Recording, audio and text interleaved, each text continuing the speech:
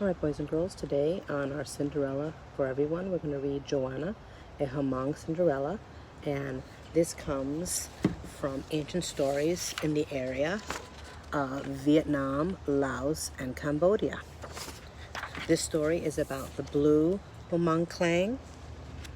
So it was adapted by Jewel Reinhardt Corburn with Texta Cherda Lee and illustrated by Anna Sibley O'Brien.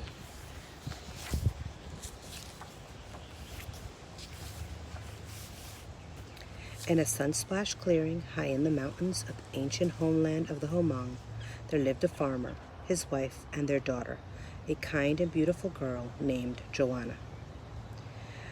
"We will never have a good harvest without the help of a cow," fretted the farmer one day. So he and his wife set off to the market. To their surprise, they found only one cow for sale, and already another man was bargaining for it. Not sure who should get this cow, the owner proposed a contest. He served them bowls of steaming hot rice soup and declared, "Whoever finishes this bowl first will win the right to buy my cow at the very fine price."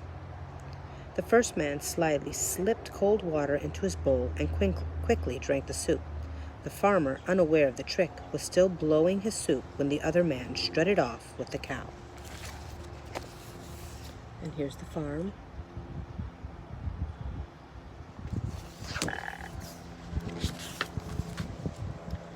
"We must have a cow to plow our fields and carry the grain," insisted the wife as they walked home.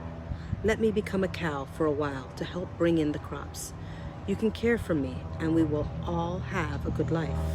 Without a word of protest, the husband took 3 vines and wound them around 3 times around his wife's ankles, 3 times around her wrists, and 3 times around her head. In a flash of lightning and a clap of thunder, the wife became a cow. "Father, you bought a cow," Jouanah ran to greet him. "Where is Mother?" "She'll be pleased, Jouanah. This cow is your mother." "What do you mean?" Jouanah asked, puzzled.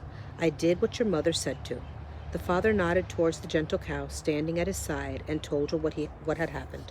Shocked at what she heard, Jouanah cried out, "Mother, mother, please come back." But the gentle cow, no longer hearing with the ears of a human, simply mooed. With a heavy heart, Jouanah slowly led the cow towards the far fields.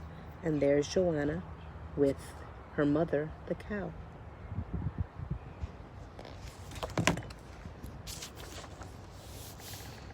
With the help of the cow, the farm prospered. But then, instead of changing the cow back to his wife, the farmer selfishly married another woman. He told the second wife, who had a daughter near the age of Jouanah, of his duty to care for the cow. "What is this?" the new wife asked when she heard the husband's story. "It is not enough that the first wife's daughter is more beautiful than my ding. Now I'm expected to take second place to a cow?" Worst of all, when she found out that the cow was really Jouanah's mother and was magically spinning rolls of silken thread around her horns for Jouanah, the second wife's heart began to burn within it. She stormed, "Your Jouanah, not my ding, will cut the wood, cook our meals, and keep this house clean from now on."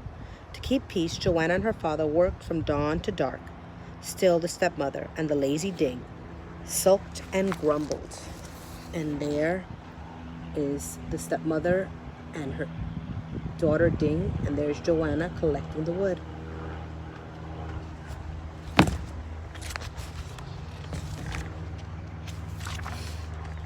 "Husband," called the new wife one morning, "my life with you makes me so sick I am going to die."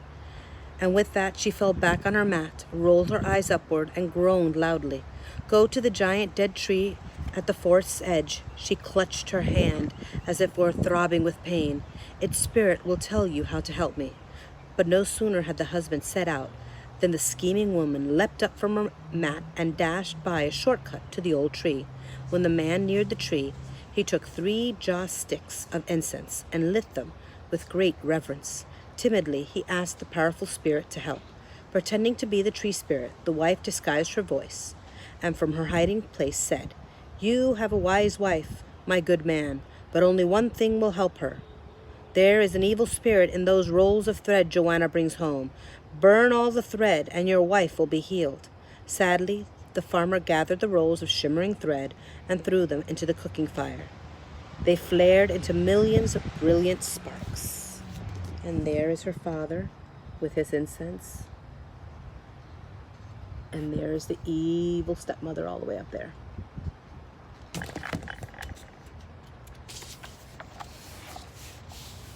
Yet, when roll after roll of secretly spun thread continued to appear in the house each day, the new wife knew she must take even stronger measures. "Husband," called the wife one morning, "I am so sick I will not live through the day. Return to the giant dead tree at the forest's edge." She clutched her stomach as if it were throbbing with pain. "Its spirit will tell you how to help me." And so again the farmer went to the tree and asked its powerful spirit for help. Pretending to be the tree spirit, the wife disguised her voice and from her hiding place said, "You have a wise wife, my good man, but only one thing can save her life. The good spirits of your ancestors demand the sacrifice of a cow. Kill the cow and your wife will not die." "Kill my cow?" the husband asked mournfully.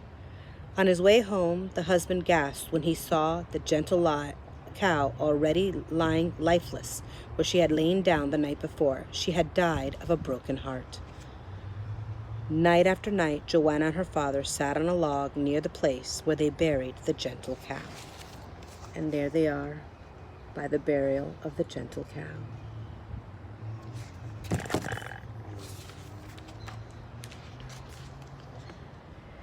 It was a very sad time. The birds hushed their songs. The butterflies folded their radiant wings.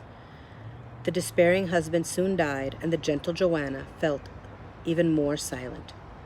As for the stepmother, she became more and more talkative. She talked about her fine health. She talked about her fine clothes. She talked about her plans for her fine daughter Ding. Later, when the new year arrived, the stepmother and her daughter wanted to be very first to arrive at the village festivities.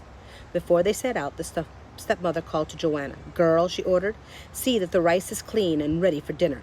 Cruelly, the stepmother had stirred thousands of tiny pebbles into the basket of rice kernels. Obediently, Jouanah spent the first 2 days of the New Year celebration picking stones from the rice.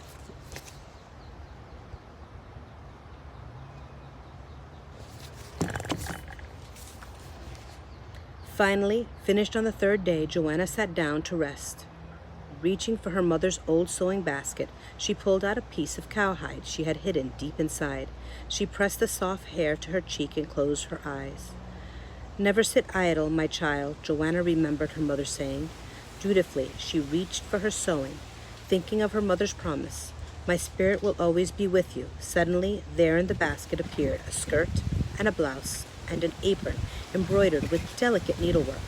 Beneath them were a glorious headdress and 2 exquisite purses bordered with coins that jingled musically when she touched them. And what was that sparkling under the purses?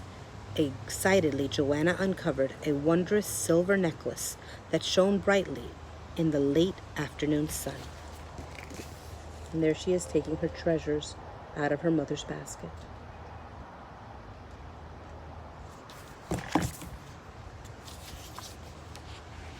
Jouanah slipped into the elegant clothes. They fit perfectly. Joyously she twirled round and round, and the skirt opened wide in a circle of vibrant colors. She looked into the basket again. There, before her eyes, appeared a pair of dainty shoes. They seemed to dance to the sound of the music drifting from the village. Just then, Jouanah heard her mother's voice. "My daughter, put them on and hurry to the festival." Happy, Jouanah tucked the soft cowhide deep into her sewing basket and let her new shoes lead her down the path to the village clearing. She wondered if anyone might recognize her. And there she is, twirling about in her beautiful, vibrant skirt. Look at all those beautiful colors.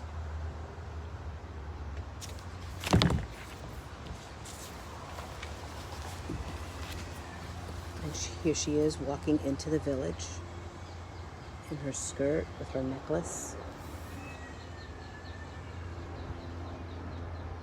You see the villagers staring at her.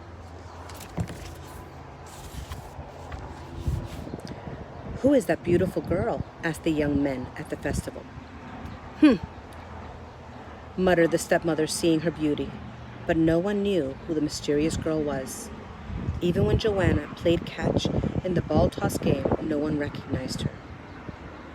The shadows lengthened. The games were about to end when, at the edge of the clearing, a tall, handsome young man appeared. There is Sheng Nang, everyone exclaimed, honored to be joined by the son of the village elder. He was a fine young man of learning and wealth. Sheng Nang began to play his bamboo instrument. The king made sweet, stirring sounds. The young man danced gracefully as he played. Jouanah watched, delighted by the music maker. Then their eyes met, and the melody encircled her like a tender embrace. And there is Sheng Nang playing his bamboo instrument, and there is Jouanah.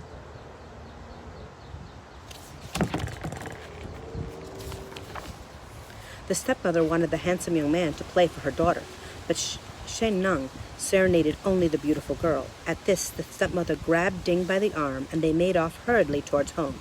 Jouanah knew that she must arrive home first to have the meal ready. In her haste, she stepped in a muddy puddle, kicked a rock, and off came one of her shoes. Jouanah dared not stop, dared not look back. She must rush home. The handsome Sheng Nang set off after her down the path. "Aha!" he exclaimed when he came upon the dainty shoe. He picked it up and wiped it clean. Then he vowed to himself that nothing would stop him from finding the mysterious, lovely girl whose tiny foot it fit. From village to village, Sheng Nang searched. He searched farms. He searched the fields. He went from house to house. Everyone heard of his search for the maiden whose shoe he had found. And there he is going from hut to hut looking for Jouanah. Eventually he came to Jouanah's house. "This way, kind sir," beckoned the stepmother who had seen Sheng Nang coming. "I recognize that shoe." Then, in a loud whisper, the stepmother called, "Daughter, come!" But to her dismay, both girls appeared. "No, no, not you," the stepmother tried to wave away the lovely Jouanah. "Please stay," insisted the young man. "Don't bother with her," protested the stepmother. Then she pushed her own daughter to the stool directly in front of Sheng Nang. But try as she may, Ding could not put the dainty shoe on her bulging foot. Sheng Nang then turned to Jouanah. "Please sit here," he said. In a glance, they both could see that the shoe would fit perfectly on her tiny foot. But fearing the stepmother's anger, Jouanah backed away. The stepmother, her mind still swirling with schemes to trap Sheng Nang for her own daughter, spoke up. "You will do our house honor if you would stay for dinner." Tired from his long search, Sheng Nang agreed. And there is Ding trying to put on the shoe on her big old foot.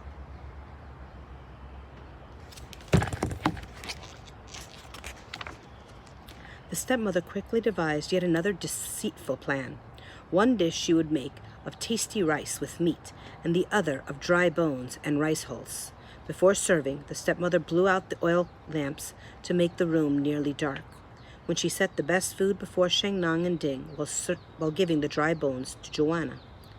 She hoped Jouanah would be left so weak from hunger that she could not distract the guests from her daughter. But the young man saw what the stepmother had done, and how sweetly Jouanah had endured the trick. Sheng Nang turned to Jouanah, quietly saying, "We could see better with more light. Are there other oil lamps?" Jouanah led Sheng Nang from the table. At the doorway, their eyes met again. No need for words, their hearts touched. The village, they knew, would bless their love. Jouanah swept to her mother's sewing basket into her arms. Then, together, the two young people left the home of Sheng Nang's parents. The stepmother and Ding stood in the doorway, speechless. They watched as the couple appeared in the yellow shadows of the warm, fragrant night. So there they are, looking at each other.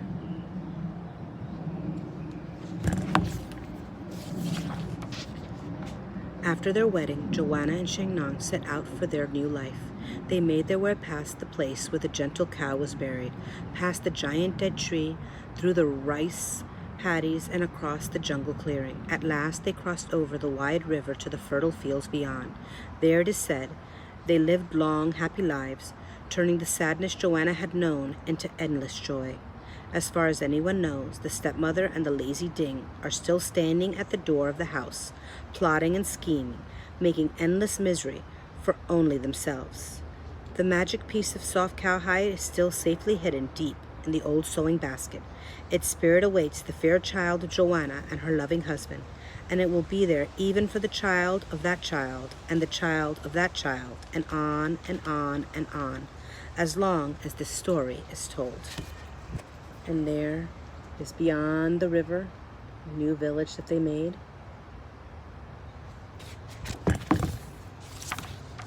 And that's the end of our story. I hope you enjoyed it, and see if you could find some similarities to the other stories we've read, and some differences.